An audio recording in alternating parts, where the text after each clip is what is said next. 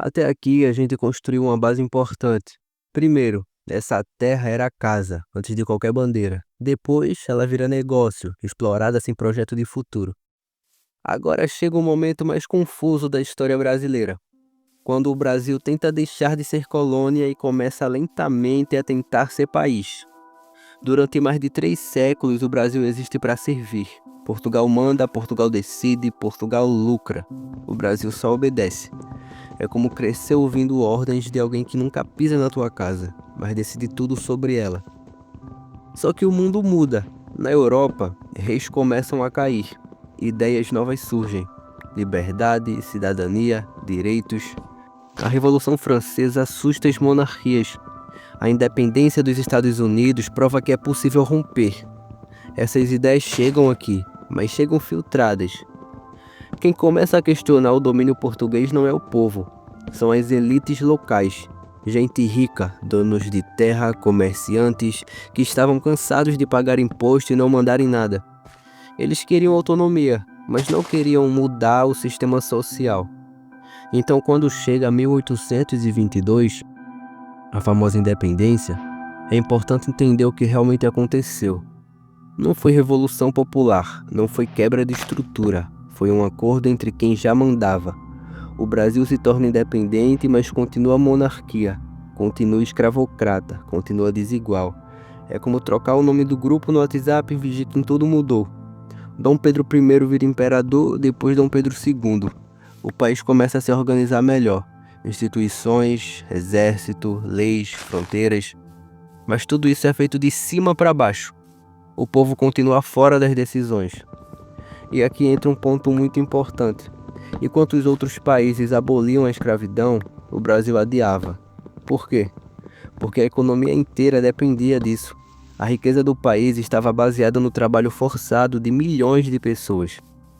Quando a escravidão finalmente acaba, em 1888, ela acaba do pior jeito possível, sem planejamento, sem indenização aos libertos, sem acesso à terra, sem educação e sem inclusão. É como se o Estado dissesse: agora vocês são livres, se virem. Essa escolha molda o Brasil profundo. A desigualdade que a gente vê hoje tem raiz direta aqui. Um ano depois, em 1889, caiu o Império. Nasce a República. Mas, de novo, não nasce com o povo.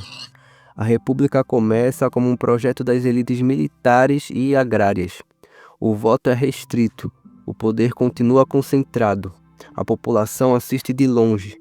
É uma mudança de fachada, não de fundação. Daí em diante, o Brasil entra num padrão. Avança um pouco, recua muito, muda o discurso, mantém a estrutura.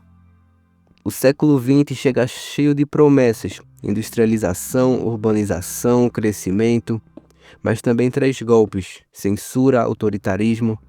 Quando o povo começa a participar mais, alguém fecha o sistema. A ditadura militar é um exemplo disso. Ordem imposta, silêncio forçado, crescimento econômico concentrado. O país cresce, mas a conta fica para depois, e ela chega. Quando a democracia volta, ela volta frágil.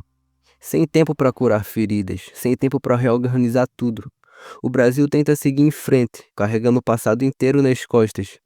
E talvez essa seja a melhor metáfora. O Brasil é um adulto que nunca teve uma infância estável. Foi explorado cedo, nunca foi cuidado direito, aprendeu a sobreviver improvisando. E hoje tenta resolver problemas enormes sem nunca ter aprendido o básico. Mesmo assim, mesmo com tudo isso, o Brasil cria coisas gigantes. Cultura forte, música, arte e criatividade. O país vira referência cultural apesar do sistema, não por causa dele. E isso diz muito sobre o povo brasileiro, porque se o Brasil fosse só Estado, ele já teria quebrado. O que sustenta isso aqui é gente. Então, quando a gente olha para o Brasil de hoje, vê desigualdade, violência, desconfiança, instabilidade, nada disso é acaso, é consequência histórica. Entender isso não é para justificar erro, é para parar de tratar problema estrutural como falha individual. Essa trilogia fecha aqui. O Brasil começa como casa, vira negócio, tenta virar país e ainda está tentando. Essa não é uma história com final feliz, mas é uma história que precisa ser entendida, porque só entende o presente quem tem coragem de olhar para o começo.